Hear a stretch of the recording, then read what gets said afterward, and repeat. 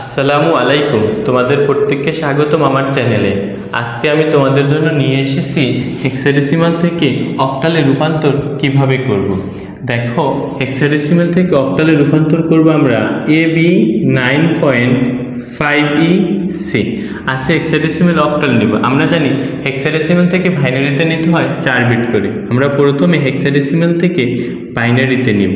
তাহলে দেখো 1 2 4 8 4 বিট করে নিব। যেহেতু এ মানে কত, দেখো 10, তো 10-এর বাইনারি মান বের করি।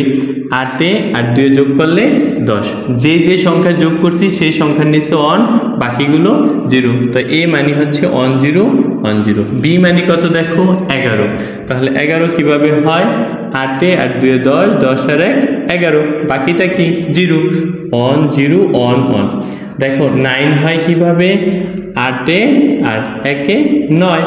তাহলে 8-এ আর 1-এ 9, যে সংখ্যা যোগ করছি সেই সংখ্যার নিচে 1, বাকিগুলো 0। তাহলে হচ্ছে 1 0 0 1। দেখো 5 হয় কিভাবে, 4-এ আর 1-এ 5, বাকি সংখ্যাগুলো নিচে কি 0। তাহলে হচ্ছে 0 1 0 1। ই মানে কত, 14 হয় কিভাবে, 8-এ আর 4-এ 12, 12 আর 2 14, তাহলে 3টা 1 0। সি মানে কত, 12, 8-এ আর 4-এ 12, বাকিগুলো কি 0। তাহলে 1 1 0 0। এবার প্রথমে আমরা হেক্সাডেসিমাল থেকে বাইনারিতে নিব। হেক্সাডেসিমাল থেকে বাইনারিতে নিতে হয় 4 বিট করে। এই বাইনারি মানটা সাজিয়ে লিখব 1 0 1 0 1 1 1 0 0 1 দশমিক 0 1 0 1 1 1 1 0 1 1 0 0। দেখো একটু পূর্বহরটা ভালো করে মনে রাখবো। আমরা জানি অক্টাল থেকে, এবার বাইনারি থেকে অক্টালে নিতে হইলে 3 বিট করে নিতে হয়। তাহলে আমরা তিনটা করে নেই।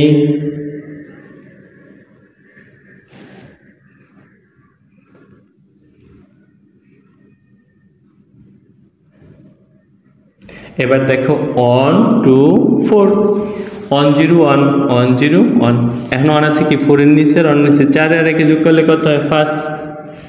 0 1 0 0 1 0, তো 2 এর নিচে 1, তাহলে শুধু 2। তিনোটাই 1 1 1 1, 4 আর 2 6, 6 আর 1 7, 0 0 1, তাহলে হচ্ছে 1 0 1 0 0 1 0, তাহলে হচ্ছে কত 2। তিনোটাই 1, 4 আর 2 6, 6 আর 1 7, তারপর হচ্ছে 1 0 1 1 0 1, 4 আর 1 5, তারপর হচ্ছে 1 0 0 1 0 0, 4 এর নিচে 1, শুধু কত 4। এবার আমরা লিখব 5 2 7 1.2754।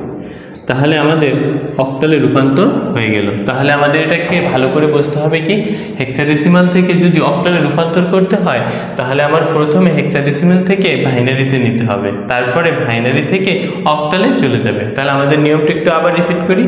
যদি হেক্সাডেসিমাল থেকে বাইনারিতে নিতে হয়, আমরা জানি হেক্সাডেসিমাল থেকে বাইনারিতে নিতে হয় 4 বিট করে। তারপরে আমরা বাইনারি মানটা সাজিয়ে লিখব। ভগ্ন অংশের ক্ষেত্রে বাম থেকে ডানে, পূর্ণ অংশের ক্ষেত্রে ডান থেকে বামে 3 বিট করে নিব। তারপরে প্রত্যেকটার মান আমরা বসিয়ে দিব। তাহলে আমাদের হেক্সাডেসিমাল থেকে অক্টালে রূপান্তর হয়ে গেছে। আল্লাহ হাফেজ।